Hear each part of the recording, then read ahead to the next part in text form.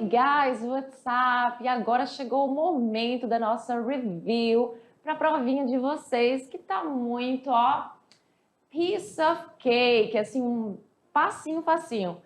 Nós vamos ter essa revisão de algumas aulas que nós tivemos, vou tentar passar mais uma vez o conhecimento dessas aulas para vocês de uma forma mais resumida, são 20 minutos.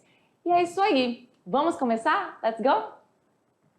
Aula 14.1 comigo, Teacher Patrícia Richer, e o resumão para a sua provinha. Temos aí as aulas de Indefinite Pronouns, pronomes indefinidos. Temos também as aulas de used to. E temos a aula de First Conditional, primeira condicional. E temos a aula de Simple Past, passado simples. Isso aqui é loucura. Vamos lá. Aula 7.1, que foi sobre os Indefinite Pronouns. Lembra lá? Nós estudamos sobre essas duas palavrinhas, some, any. E elas têm as suas... elas vão se duplicando, né? Se multiplicando, na verdade, em várias palavras para significar várias coisas. Vamos entender um pouco mais no próximo slide. Olha aí, ó. O que acontece? O some, beleza? O some, ele é usado, que coisa? Já vou chegar nessa situação. O some, ele é usado para quê? Para falar, para fazer afirmações, perguntas, no sentido de pedir ou oferecer algo. E ele tem várias traduções, alguns. E aí ele também, quando ele se junta com outras palavrinhas, ele forma outras questões. Então, somebody vai falar de pessoas, certo? Someone também vai falar de pessoas. Something vai falar de coisas.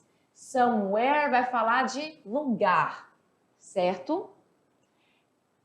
Any, a palavra any, ela é usada em negações, perguntas e afirmações com sentido de qualquer, com tradução de qualquer, certo? Any person can learn English. Qualquer pessoa, any person, qualquer pessoa pode aprender inglês. Só para mostrar para vocês essa questão do any, beleza?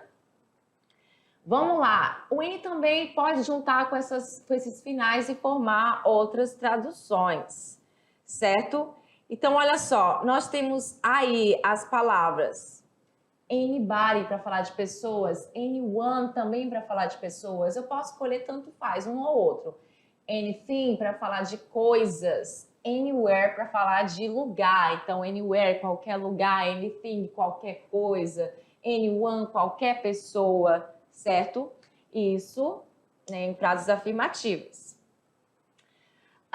No, beleza? Ele vai ser usado em afirmações. Porém, ele vai dar esse sentido de quê? Ele vai dar esse sentido de negação. Porque no inglês eu não posso usar a dupla negativa. Então, para eu usar o no na minha frase, ele vai ser em frases afirmativas, mas com sentido de negação. Beleza? Eu também posso juntar com esses finais, fazendo várias palavrinhas, ficando nobody, no one, que é ninguém, posso ser, tanto faz nobody, no one, é a mesma coisa. Nothing, nada, nothing, juntando com o no, com thing. Nowhere, nenhum lugar. Muito bem. E a palavra every, ela dá sentido de totalidade, tudo. Every significa tudo. Entendeu? Então, você pode também juntar com essas outras palavrinhas, ficando everybody. Eu vou até apagar aqui, porque já não sei se dava para enxergar. Everybody, everyone, que é a mesma coisa, todo mundo significa. Everything, todas as coisas, ou tudo, everything, tudo. Everywhere, todo lugar. Muito bem. Então, assim, os pronomes definidos são estes aqui e eles se juntam com essas outras palavrinhas, dando esses sentidos que está aqui, exceto esse thing que significa coisas. Muito bem. Beleza? E aí, vamos ver alguns exemplos aqui. Somebody is knocking on the door. Alguém está batendo na porta. Aqui é uma frase afirmativa usando o somebody, apenas o body. Mas se eu quiser colocar o someone aqui, daria certo? Daria. Someone is knocking on the door. Numa pergunta, can somebody knock the door, please? Alguém pode bater na porta, por favor? Usado em perguntas com sentido de pedir ou oferecer algo. Usando agora o anybody, o N com a palavra body, pode ser anyone também, tanto faz. Anybody can knock on the door. Qualquer pessoa pode bater na porta. Na verdade, isso aqui é uma afirmação, né? Eu falei com entonação de pergunta. Anybody can knock on the door. Qualquer pessoa pode bater na porta. Uma pergunta, is there anybody knocking on the door? Há alguém, aliás, há alguém batendo na porta? Is there anybody knocking on the door? There isn't anybody knocking on the door. Não há ninguém batendo na porta. Esse anybody, numa frase negativa, dá sentido de... o sentido dele, do N em frases negativas, porque eu dou esse sentido de não, there isn't anybody, não há ninguém de ninguém, porque eu não posso usar o meu nobody, meu no one aqui. Eu não posso ter dupla negativa usando not e o nobody numa mesma frase. Por isso que eu preciso usar o anybody numa frase negativa com o not. Agora, quando é uma frase que não há o not, deixando ela na negação, eu posso usar o nobody ou no one, que nesse caso, nobody is knocking on the door, ninguém está batendo na porta, porque aqui esse nobody ele vai ficar em frases afirmativas com sentido de negação. Ou seja, em outras palavras, eu não posso usar essa questão aqui, ó, there isn't nobody knocking on the door. Tá errado. There isn't nobody. Na verdade, isso é usado assim em músicas, em poemas, quando há essa licença poética, mas o certo é usar anybody quando você tem um not, que no caso está contraído. Everybody is knocking on the door. Todo mundo está batendo na porta. Aqui nós só trabalhamos com a palavra body, que também pode ser substituída pela palavra one, que ficaria someone, anyone, enfim, com esse sentido de pessoas, beleza? Muito fácil os indefinite pronouns. Vamos para a aula do used to. O used to ele funciona como? O used to, ela é uma expressão que significa costumava. Então, você vai aqui falar de coisas que você costumava fazer e não faz mais. Nas frases afirmativas, a estrutura do used to é dessa forma. Você usa um sujeito, que aqui nós temos girls. Logo depois, você usa a estrutura do used to. Used to, perceba que eu não vou falar esse D, não vou pronunciá-lo, used to, tá? É assim que eu falo. E logo em seguida vem o seu verbo principal, que aqui é o wear, na sua forma base, sem o to. Girls used to wear only skirts. As garotas costumavam vestir ou usar apenas saias. Então, eu uso essa estrutura used to em frases afirmativas. Ela fica desse jeito, não muda. Na negativa, vai haver uma mudança. E a mudança é justamente na palavra used to. O que vai acontecer é que o D vai embora da minha frase. Ele vai embora, certo? Porque aqui eu vou usar o meu auxiliar do passado, did, certo? Mais o not, que aqui está contraído. E eu não posso mais usar esse D no final do meu verbo, use. Então, vai ficar didn't use to mais o verbo principal. Ficando assim numa frase. Sujeito primeiro, women didn't, não. A tradução disso aqui é apenas não. Eu não vou traduzir o meu auxiliar. Então, didn't, só traduz o meu não, que está contraído com o meu auxiliar did. E used to vote, não costumavam votar. Women didn't used to vote, não costumavam votar. Beleza? O verbo principal é o verbo voltar. A partícula to continua aqui na minha negação, assim como também na minha interrogação. Só que na interrogação, o que acontece? O que acontece na interrogação é que o auxiliar vai para frente, certo? Did, ele vai para frente. Logo depois você usa a estrutura do used to, sem o D. Lembra, o D foi embora, ele só aparece assim nas frases afirmativas. E logo depois o seu verbo principal na forma base sem o to. Então, numa frase vai ficar exatamente assim, did, começa com did numa pergunta. A não ser que você use um pronome interrogativo, e o pronome interrogativo vai ser o primeiro da frase. Então, did women used to take contraceptive pill?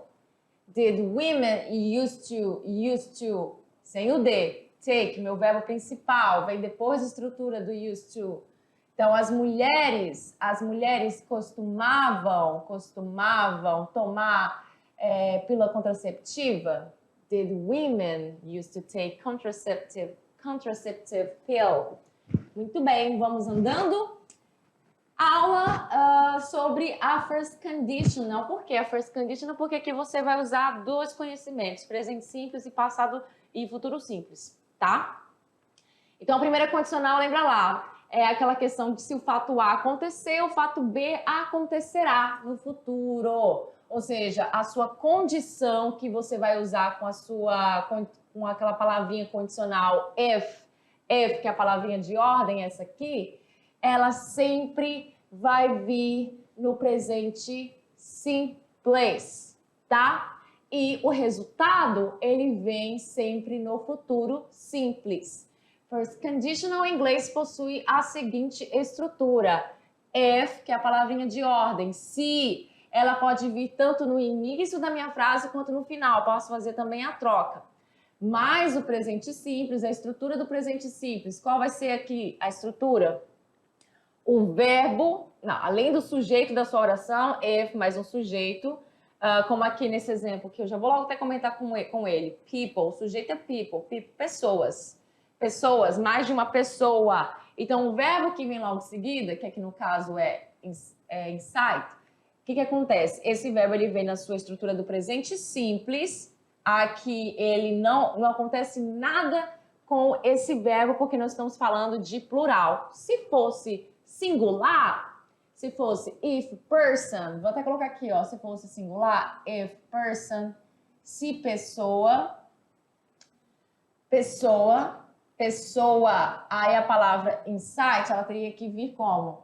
Ela teria que vir com S no final, com esse Szinho no final, porque aí eu estou trabalhando com a terceira pessoa do singular. E verbos na terceira pessoa do singular, he, she, it, o que acontece? Tem aquelas regrinhas lá dos verbos, onde eu acrescento o S, IES ou ES no final deles, lembra disso? Então, people, pessoas, então meu verbo fica na sua forma base, sem o to, conjugado no presente simples aqui, tranquilamente. If people incite violence, se as pessoas incitarem violência, daquela nossa aula sobre essas duas palavrinhas aqui, essas duas confusing words. Logo depois, o resultado, ele vem sempre no futuro simples, na first conditional, onde você vai usar a sua estrutura de will ou going to. Will ou going to, além das palavras might e can, que eu também passei para vocês. Can barra might. Também pode usar uma dessas aí, beleza? E aí a segunda parte, que é o resultado, ele vem com uma vírgulazinha aqui, quando vem a condição primeiro, depois o resultado é separado por uma vírgula. Quando vem o resultado primeiro, depois da condição, essa vírgula não existe. Então, if people incite violence, how will they have inside of better life? Então, aqui é uma pergunta no resultado, certo? E aí vem a estrutura do meu eu, mais o sujeito e o verbo principal com a estrutura de pergunta. Por isso que o eu vem na frente do sujeito aqui. Mas antes dele, o pronome interrogativo. Beleza? Vamos andando 5 minutos, apenas 5, para a gente ir para a aula do Simple Past, que a gente acabou de ver, tá bem fresquinho na nossa memória. O Simple Past é o passado simples. Você tem aqui esses marcadores de tempo que nós vimos. Yesterday, ontem, before, antes e ago, atrás. Marcadores de tempo são importantes no passado simples, porque ele é um tempo verbal que fala de ações no passado, mas um passado determinado com tempo determinado, beleza? E a gente viu sobre a questão dos verbos regulares e irregulares. Os regulares são aqueles verbos que têm essas terminações. De, IED, dependendo das regrinhas lá. Verbos que terminam com Y precedido de consoante, você tira o Y e acrescenta IED. Verbos que terminam com desculpa, você acrescenta o D, porque já terminou com E. E os verbos da regra geral, você acrescenta ED no final deles, nos regulares. Beleza? E os irregulares, eles não têm regras, você precisa ser apresentado para eles, se familiarizar com eles para você poder aprendê-los, né? Praticando com eles. Nas formas afirmativas, você precisa fazer o quê para fazer a sua frase no Simple Past? Sujeito, mais o verbo no passado, o verbo sempre vem no passado, nas frases afirmativas do Simple Past. Porque nas formas negativas, interrogativas, o que vai acontecer? Você vai usar o auxiliar did, aí já vai mudar a situação. Com o auxiliar did, o verbo principal ele vem no infinitivo sem o to. Então, você não vai colocar a questão dessas terminações no final dos seus verbos, nas frases negativas e interrogativas. Então, você precisa do auxiliar, mas o not que está contraído, did not fica didn't, mas verbo no infinitivo sem o to, certo? E na interrogação, did vai para frente, que é uma pergunta, sujeito, mas verbo no infinitivo sem o to. Muito bem, temos frases aqui para vocês verem e entenderem mais. Olha só. I studied a lot for the test yesterday. Eu estudei bastante para o teste ontem. I studied, eu estudei. Olha aí, ó, no passado to stud, ficou com aquela regra lá onde eu cortei o Y porque ele vem precedido de consoante, ficou studied. Na negação, Anna didn't stud. Meu verbo volta para sua forma base sem o to, porque eu coloco esse verbo para cá desse jeito, mas sem o to, beleza? With me yesterday. Ana não estudou comigo ontem, usando didn't aqui, did, mas not. Na interrogação, did you study for the test too? Você estudou para o teste também? Lembra, ó, na negação e interrogação, o verbo fica da mesma forma. O que difere é que o auxiliar passa para frente do sujeito e aqui o auxiliar fica do lado do not e do lado do verbo principal. Com o verbo irregular, como aqui nós temos uns exemplos com o verbo irregular do to come, o verbo vir, o passado dele é came. Came fica como? Flávia came to class very late last Monday. A Flávia veio para a aula muito tarde, segunda passada.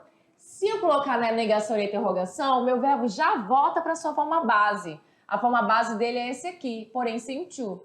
Então, ó, Carlos didn't come to class very late. O Carlos não veio para a aula muito tarde. Didn't come, ele já volta para a sua forma base. Eu só uso o passado dele mesmo nas afirmativas. Why did Flávia, aqui tá Flávia, mas é Flávia, and Carlos come late last class? Por que a Flávia e o Carlos vieram tarde à aula passada? Então, aqui na negação, o meu did passa para frente do sujeito e o meu verbo continua na sua forma base sem o to, como está aqui. Muito bem? E aqui na frente, a minha pergunta começou com o pronome interrogativo, que é o meu pronome why, que significa por quê. Muito bem? Muito simples, muito prático.